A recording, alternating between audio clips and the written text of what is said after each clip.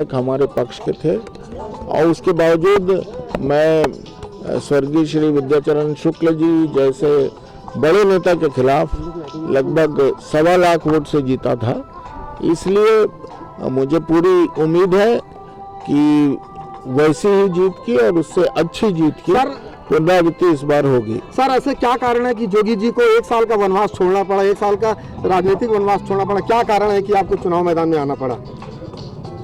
ये बिल्कुल सही है कि मैंने 1 वर्ष तक चुनावी राजनीति से दूर रहकर अवकाश लेने का फैसला मैंने खुद ने किया था। पर जैसा आप जानते हैं, मेरा या मेरे परिवार का कोई भी फैसला अंतिम रूप से उसका अनुमोदन आदरणीय सोनिया गांधी जी करती हैं। उन्होंने अंत में होली के दिन, उसके पहले तो नहीं कहा था, पर होली के दिन मुझे आदेशित किया कि आपको लोकसभा चुनाव लड़ना है। और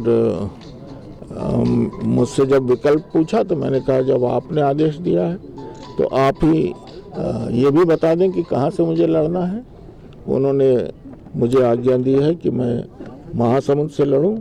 तो जो मैंने अवकाश का आवेदन दिया था, मेरे बॉस ने यानी मेरी सर्वोच्च नेता श्रीमती सोनिया गांधी ने वो आवेदन नामंजूर कर दिया। सर, आप 5 साल तक यहाँ सांसद रह चुके हैं, किन उपलब्धियों के साथ आप जनता के बीच में जाएंगे? एक लंबा 5 साल आप यहाँ सांसद रहे, अपनी किन उपलब्धियों के साथ आप जनता के बीच में जाएंगे? मेरे कार्यकाल में हर गांव में, हर क्षेत्र में जो काम हुए हैं वो सबको मालूम है, और पिछले 5 साल में क्या हुआ है वो भी सबको मालूम है।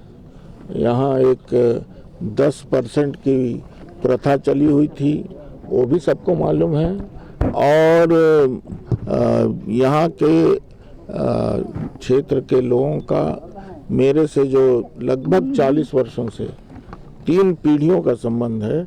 जब मैं कलेक्टर था उस समय जो लोग वयस्क थे, सन 77-78 से 81-82 तक, वो लोग तो अब 90 की आयु पार कर चुके हैं। कुछ लोग अब हैं नहीं, उनके पुत्र हैं, पुत्रियां हैं, उनसे मेरे संबंध हैं।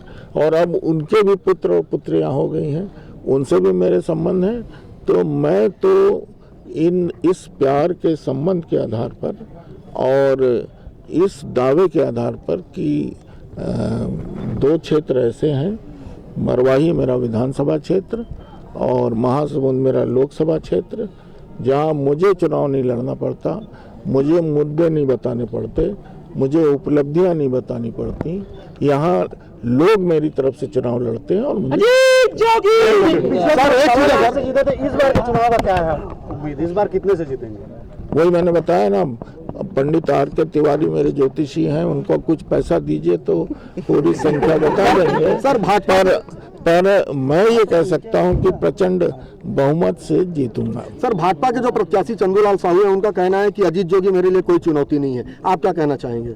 देखिए, जो सामने वाला होता है, जो चुनाव लड़ता होता है, वो ये नहीं कहेगा तो क्या कहेगा? वो ये थोड़ी कहेंगे कि मेरे लिए चुनौती है, मैं कठिनाई में हूँ, मैं हार रहा हूँ, ऐसा तो कोई नहीं कहेगा। इनके पिछले कार्यकाल को आप किस रूप में देखते हैं? चंदूलाल साहू जी के पिछले निवर्तमान जो सांसद हैं, इनके जो पिछले 5 साल में जो उन्होंने किया है वो उसका आकलन जनता कर रही है। चलिए, थैंक यू।